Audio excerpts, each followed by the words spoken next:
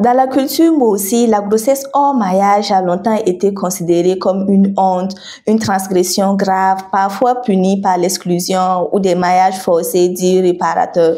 Autrefois très courantes, ces pratiques se raréfient aujourd'hui, notamment en milieu urbain, où les mentalités évoluent peu à peu. Mais le sujet reste encore très sensible, voire tabou. Quelles sont les racines de ce rejet? Comment la société réagit-elle face à ces situations et surtout comment accompagner les jeunes filles concernées sans les briser? Bonsoir chers téléspectateurs et bienvenue dans ce nouveau numéro de votre émission Question d'existence. Pour parler de ce sujet, nous avons à nos côtés Dr Patrice Kouraogo. Il est sociologue et maître de recherche au CNRST INES. Bonsoir docteur. Bonsoir. Merci d'avoir accepté notre invitation pour la deuxième fois. Merci beaucoup, c'est toujours un plaisir. D'accord, docteur. Est-ce que vous pouvez nous expliquer ce que représente la grossesse hors mariage chez les Mossi? D'accord. Effectivement, dans la culture Mwaga, selon le principe, la grossesse doit venir après le mariage. Et donc, c'est après que on ait célébré un mariage qui est reconnu, qui est béni par la communauté, que la même communauté attend avec allégresse une grossesse, c'est-à-dire la naissance probable d'un enfant. Lorsque la grossesse intervient et qu'il n'y a pas de mariage, alors cette grossesse devient un événement qui perturbe la quiétude de toute la société parce qu'elle n'est pas attendue et elle n'est pas en bon ordre. Donc voilà comment on peut définir ce que c'est que une grossesse hors mariage dans le contexte Mwaga traditionnel. Ok, même dans les cas de viol, c'est toujours considéré ainsi. Oui, c'est toujours une perturbation parce que le viol lui-même déjà, c'est un événement qui n'est pas tracé, qui n'est pas souhaité, qui n'est pas béni. Et donc, si à la clé du viol, il y a une grossesse, cette grossesse aussi rentre dans la logique d'une grossesse qui n'est pas attendue et donc qui n'est pas dans le principe traditionnel. C'est-à-dire, ça ne suit pas de mariage parce que celle qu'on a violée, on ne l'a pas mariée. Donc, retenez seulement qu'il y a grossesse hors mariage si le mariage n'est pas célébré avant. On voit qu'autrefois, c'était considéré comme un interdit. Oui.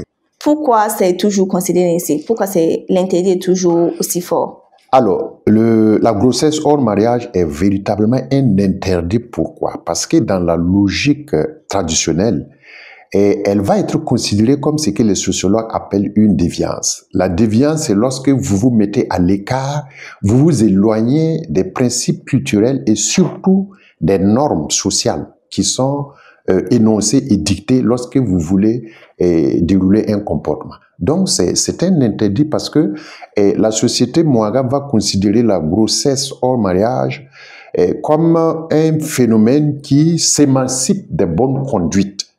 Voilà. Donc, elle n'est pas acceptée. Donc, c'est un interdit. Et on va la frapper et voilà, cette interdiction maintenant de plusieurs choses. Quels sont les interdits, les origines de ce tabou? Alors, les origines, on peut peut-être comme ça énumérer 2 ou 3. Les origines d'abord, c'est que cette forme de grossesse est évitée, et on enseigne à éviter cette forme de grossesse depuis l'éducation traditionnelle de la petite enfant jusqu'au mariage. Voilà, on va vous apprendre à être petite fille, jeune fille, adolescente, à être femme. Tout cela pour vous préparer à ne pas tomber dans le piège. Le deuxième élément, c'est que ça devient véritablement, effectivement, un tabou à partir du moment où sa survenance va provoquer ça va bousculer les codes. Et c'est que j'aime théoriser en parlant de la peur et de la crainte de la honte. Donc, lorsque vous-même ou votre enfant est dans cette logique d'une grossesse hors mariage, et je répète encore, dans le milieu traditionnel avant, voilà, donc la société familiale peut considérer avoir eu honte. Voilà. Et donc, comme on ne veut pas qu'il y ait la honte, ça devient véritablement un tabou. Et ensuite, enfin, troisième élément, ça devient un tabou parce que ça montre qu'on n'a pas pu respecter les règles, les bonnes règles en matière des alliances patrimoniales. Parce que, comme j'ai dit, on doit suivre l'évolution. Vous êtes allé demander la main d'une fille, qu'est-ce qu'il vous a fait pour mériter? Ensuite, il y a le mariage, ainsi de suite, pour qu'on aboutisse après le mariage. Mais dès lors qu'il n'y a plus ce processus, ça veut dire que la communauté familiale n'arrive plus à suivre les bonnes règles de votre choix de conjoint. Donc voilà les raisons qui montrent que ça devient véritablement un tabou. D'accord, mais est-ce que vous pensez que les grossesses hors mariage ont un rapport avec l'excision? Parce qu'avant, on disait que non, qu'on excise les filles pour éviter ce genre de cas, pour qu'elles ne soient pas, comment dire, des couches légères, entre parenthèses. Non, pour moi, ça n'a pas de sens parce que maintenant même, dans le contexte moderne, où je suppose qu'on n'excise plus les filles, c'est maintenant qu'on observe qu'il y a beaucoup plus de grossesses hors mariage. Ah, donc l'excision irait. Ah oui, donc, bon, non, je ne peux pas, mais je remarque que c'est maintenant que ça fait courant. Dans la société traditionnelle, c'était pas courant, c'était des événements très rares.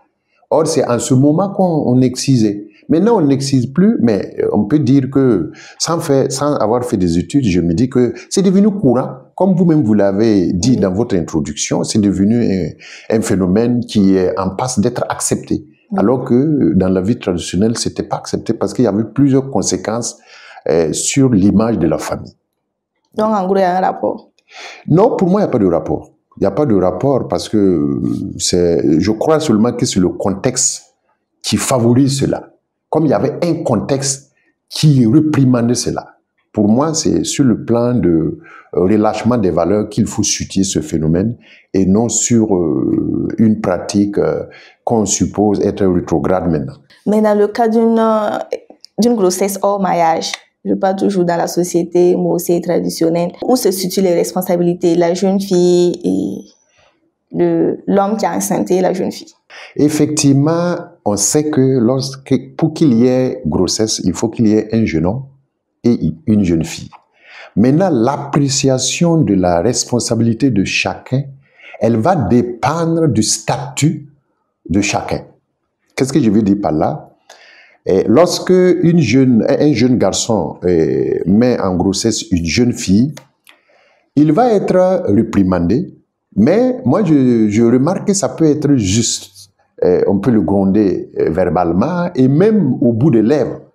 Mais en réalité, il y a une satisfaction même des parents parce que ils ont l'assurance que leur garçon va continuer la reproduction sociale et familiale. Parce qu'il s'est montré viril, il s'est montré potent. Donc, on va dire ce n'est pas bien, vous les enfants de maintenant, c'est comme ça. Mais la maman ou le papa, ils sont contents parce qu'ils vont avoir un petit-fils. Et voilà, un petit-fils ou une petite fille. Mais c'est lié à la place du garçon dans la société. Oui. Par contre, dans le cas de la fille, ça va être des véritables réprimandes. Pourquoi? Pour moi, je vois deux éléments. D'abord, la jeune fille, elle fait l'objet de l'attention de toute la famille. Parce qu'on suppose que la jeune fille est un être fragile. Et donc, tout le monde consacre l'énergie pour la protéger. C'est pourquoi la maman, le papa, les grands frères, et même souvent les petits frères. Parce que tout le monde dit qu'il faut s'occuper d'elle, il ne faut pas la laisser tomber dans les griffes d'un prédateur. Donc, c'est ça qui explique un peu que tout le monde ne va pas être content si elle a une grossesse, parce qu'on se dit, est-ce que finalement, ce n'est pas tout le monde qui a failli? Deuxième élément important, parce que la fille, elle est une destinée, elle est une promise à une famille. Parce qu'elle doit quitter sa famille d'origine pour aller vivre dans une famille. Et dans la société traditionnelle, c'était des récompenses, si on veut dire ainsi. Comme elle doit aller ailleurs, elle ne doit pas aller à moitié, elle doit aller entièrement. Et je peux vous dire que, par exemple, dans le mariage traditionnel, il y avait un rite qu'on appelait la douche de la nouvelle femme. C'est-à-dire, durant les 48 heures que dure le mariage traditionnel, La délégation qui a amené la fille de ce zèle-là, elle va rester dans la belle famille. Il y aura une séquence qu'on va demander aux tantes d'aller laver la fille. C'était une manière de vérifier si elle n'est pas enceinte. Et si elle est enceinte, qu'est-ce qui va se passer? La communauté est informée. La délégation qui doit repartir, généralement, elle repart avec la nourriture, le dolo, la viande. Ah bon? Oui. Alors, ce qui va se passer, c'est que dès qu'on se rend compte, avec les mains experts des tantes, qu'elle est enceinte, elles vont informer la communauté des hommes. Et on va préparer un taux qui est différent du taux que lorsqu'elle n'est pas enceinte. Donc, on va, au lieu de faire un taux avec une farine tendre, on va écraser légèrement et négligemment le mil et on va faire le tout. En lieu et place de la pintade d'Odu, fourrée de Sumbala, pour la maman de la fille, si elle est venue sans la grossesse, ça va être un poulet, ou bien même la pintade, mais fourrée des tripes de la volaille pour aller remettre. Donc, à partir de cet instant, tout le monde est informé que la fille est venue en grossesse. Et donc, non seulement la famille qui vient de l'accueillir, et la famille d'où elle vient, et tout le monde est informé. Donc, c'est une honte. La famille sort couverte de honte. Oui. Voilà pourquoi, effectivement, ça devient véritablement un tabou pour aussi... Et malheureusement, la responsabilité est vraiment... ce n'est pas la même responsabilité. Parce que la fille représente... La représentation sociale de la fille fait que elle est beaucoup plus coupable parce qu'elle véhicule derrière elle l'image de toute une famille. En cas de grossesse hors mariage, quelles sont les sanctions sociales ou familiales qui peuvent être infligées à la jeune fille? Pour la fille elle-même, elle va être couverte de honte. Elle va même être l'objet de préjugés, à supposer que l'auteur de la grossesse n'est pas intéressé par le mariage. Il faut qu'à un certain moment, elle se remarie. Oui. Bon, tous ceux qui vont tourner autour d'elle vont être dissuadés. On dit, bon, c'est vous qui prenez le reste, ainsi de suite. Et donc, il y a un préjugé qui colle à la fille. Pour la famille, on va dire que la famille est de mœurs légères parce que le comportement de la fille n'a pas respecté les normes traditionnelles prévues. Même pour les parents, à un certain moment, ils ne vont pas être, comment dirais-je, ils ne pourront pas siéger dans certains instants de décision. Je prends un exemple. S'il y a un mariage ou bien il y a des poussums, il y a des préparations, bon, ces parents ne peuvent pas être devant pour dire voilà ce qu'il faut faire, voilà ce qu'il ne faut pas faire parce que leurs filles n'auraient pas montré le bon comportement. Donc, comme on l'a dit, les implications sociales et culturelles sont vraiment nombreuses. Et la famille elle-même, est-ce qu'il y avait des familles qui sanctionnaient leurs filles, je ne sais pas, peut-être les chasser, les renier? Effectivement, oui. L'une des sanctions, c'est effectivement le bannissement temporaire. Voilà. Donc, si la fille est enceinte, même sur le plan sanitaire, ce n'était pas bien séant qu'elle reste avec les parents. Moi, j'ai vu, même pas dans la communauté Mouara, dans d'autres communautés, où si la fille est enceinte et qu'elle ne dénonce même pas, on ne se rend pas compte, si elle prépare pour son papa, pour sa maman, ils peuvent tomber malades. Wow. Et si elle utilise les mêmes toilettes que les parents, ben, ça peut créer des maladies. Pourquoi? Parce qu'elle n'est pas destinée. Vous imaginez un père normal et une mère, ils s'attendent à accueillir la grossesse de leur belle-fille et non pas la grossesse de leur propre fille. Et il y a même des cas modernes où finalement la fille même peut accoucher. Et l'auteur de la grossesse n'est pas intéressé. Il peut même nier.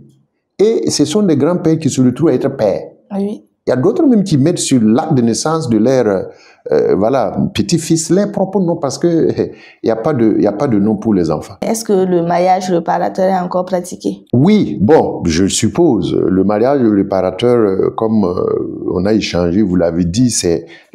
En fait, on force les jeunes hommes qui a mis en grossesse la fille de la prendre. Oui, c'est le côté réparateur ici, c'est que on force finalement à célébrer ce que j'avais dit, le mariage. Parce que, mais on va les pardonner, on va dire qu'ils se sont précipités. Au lieu de faire le mariage avant de rentrer dans le cycle de grossesse, on fait l'inverse. Voilà. Donc, il y a une compensation psychologique et sociale qui permet de dire, au finish, Bon, et ils sont ensemble. Parce que, comme j'ai dit, il n'y a pas de grossesse s'il n'y a pas la consacration de l'union. Donc, en consacrant l'union après le mariage, c'est une forme de compensation pour dire que, bon, finalement, c'était un couple qui s'était précipité. Voilà. Mais, dans tous les cas, le dégât est là. Dans le cas d'un viol, on peut forcer la fille à épouser son violeur. Bon, il y a des cas où c'est vécu comme ça. Mais maintenant, vous savez, le viol, c'est à quel niveau? Même sur le plan moderne, vous voyez, la limite du viol, ça pose problème. Parce que je n'ai pas dit qu'on ne viole pas des femmes. Voilà, le viol est consacré si effectivement il y a un refus. Mais lorsque la jeune fille même n'est pas sensibilisée à dénoncer et à manifester, puisque ça peut être considéré aussi comme une forme de honte. Oui. Donc, ça peut être, à la limite, on peut même après accuser, dire que c'est consentant. Voilà, donc dans le cas de viol, si ça aboutit à une grossesse, c'est toujours dans le même ordre. C'est hors norme, c'est une déviance. Et dans le cas toujours des grossesses hors mariage, dans le cas peut-être qu'on bannit la jeune fille et tout, oui. Comment réparer les torts? Alors, bon, le bannissement, comme je l'ai dit, moi je préfère parler de bannissement temporaire parce qu'elle doit entreprendre des démarches pour demander pardon à la famille. Ça peut, d'abord, on peut l'exclure de la famille parentale, elle peut aller chez la tante. Et soit la tante qui va faire la démarche, parce que la tante est considérée comme un homme de la famille, tante mais homme de la famille qui a droit à la décision.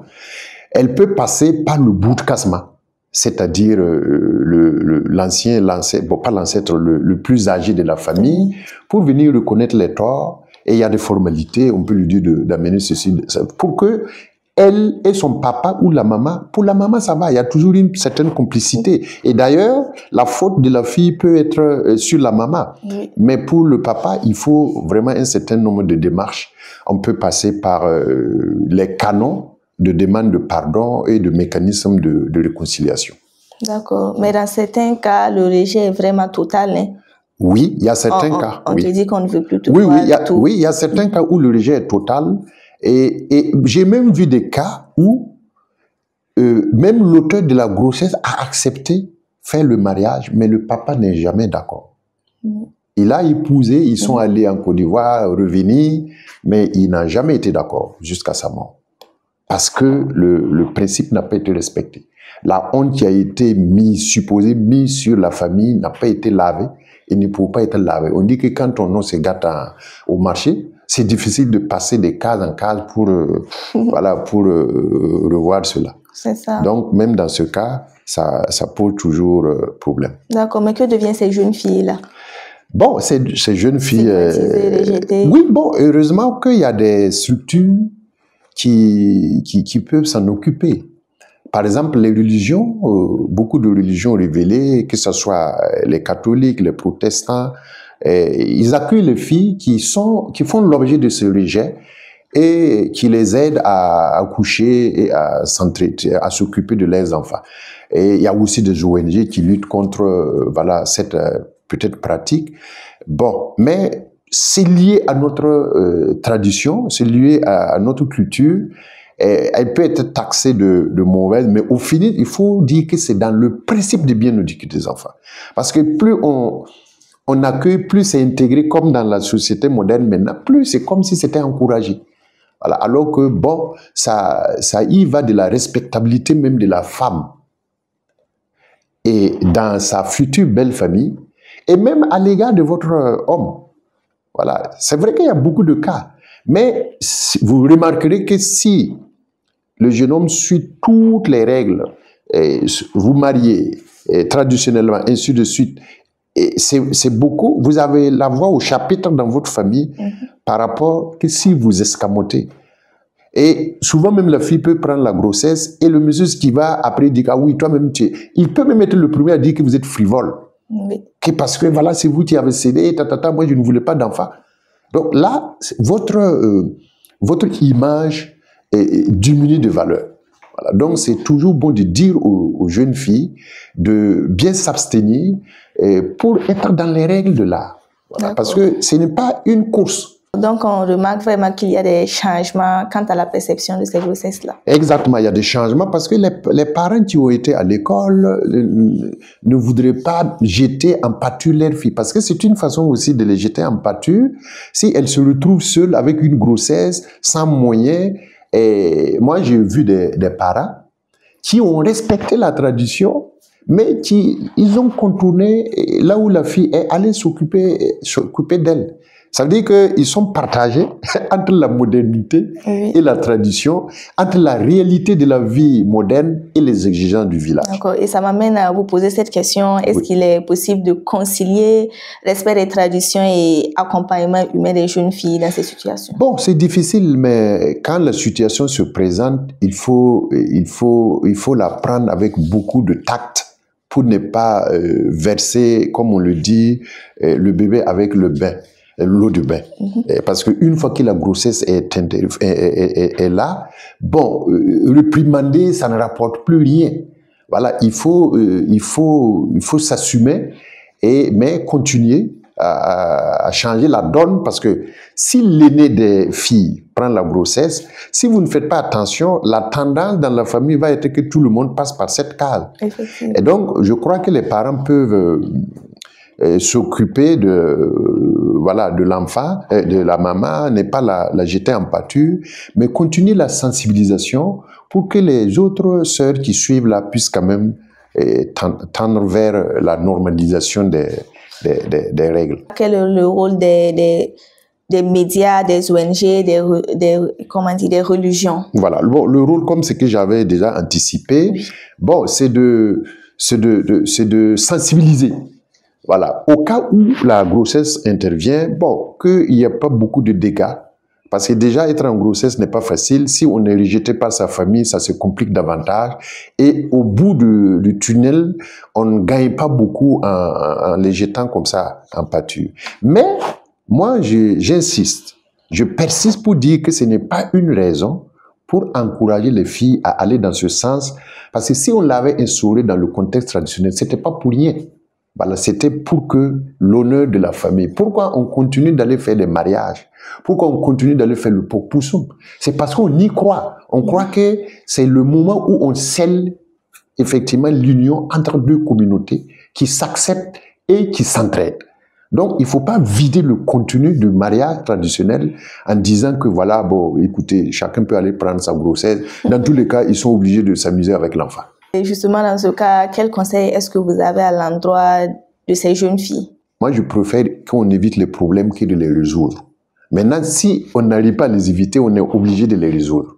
Donc, la bonne séance veut que vous respectez ce que vos parents vous donnent comme conseil. Et ce n'est jamais mauvais. Voilà, ne soyez pas pressés. La vie, vous êtes jeune, ne soyez pas pressés. Et même, de plus en plus, il y a l'idée même que les jeunes garçons ont. Ils disent qu'il faut vérifier si elle est productive. Oui. Voilà, ça c'est un problème. Ça devient une déformation totale de la norme. On ne sait pas, c'est pas du jeu, c'est pas du sport, c'est pas un vélo qu'on ne sait quand on tombe au sérieux. Non, c'est du sérieux faire un enfant, c'est du sérieux être dans un couple. Donc, il faut atteindre la maturité et il faut toujours exiger du respect en respectant un certain nombre de choses. Et maintenant, à la clé, si vous avez l'enfant, c'est vraiment une joie pour tout le monde. Aussi bien pour la maman que pour les parents. Et sinon, même si vous l'avez sans vous marier, bon, on ne peut pas les jeter puisque ça vient de nous-mêmes. D'accord. Et la dernière question, selon vous, quelle place la société burkinabé doit accorder à ce phénomène dans les années à venir? Il faut comprendre que c'est un véritable phénomène social. Et comme un véritable phénomène social, ça perturbe la vie. Il faut l'affronter. Il faut l'affronter. Et maintenant, bon, ça dépend du discours qu'on véhicule. Voilà, parce qu'avec les moyens modernes, avec les médias, bon, c'est difficile de contrôler, c'est difficile de respecter à la lettre les pratiques de la tradition. Mais ce n'est pas du tout à encourager. Moi, j'insiste sur ça, parce que si on l'encourage, on est en train de vider de son contenu une partie importante de notre culture. Donc, le conseil que j'ai à donner, en tout cas, il faut traiter ce phénomène-là et de façon subtile à travers les sensibilisations, à travers des prises de conscience que tout le monde a droit de se marier, tout le monde a droit d'enfanter, mais ce serait meilleur que ça soit fait, et pourquoi pas après le mariage, que vous servez d'exemple. D'ailleurs, les jeunes garçons, ils peuvent enceinter 3 ou 4 à la fois, parce que les filles auraient prêté le flanc. Dans ces cas aussi, ce n'est pas quelque chose de très intéressant. Effectivement. Voilà. D'accord, merci Dr Kouraogo pour ces éclaircissements. Merci beaucoup. On espère vous revoir une 3e fois sur notre plateau. Inch'Allah, si à la santé. Merci beaucoup. Merci également à vous, chers téléspectateurs, de nous avoir suivis. Mais rappelez-vous que autrefois, très sévère, la société Moussi commence lentement à changer son regard sur la grossesse hors mariage. Mais le chemin reste long. Il est essentiel de continuer à parler, à éduquer, à soutenir sans juger. Ce n'est qu'ainsi que l'on pourra passer d'une logique de sanction à une culture de compréhension. Car au-delà des traditions, il y a des filles, des jeunes filles et des avenirs à préserver. Bye bye.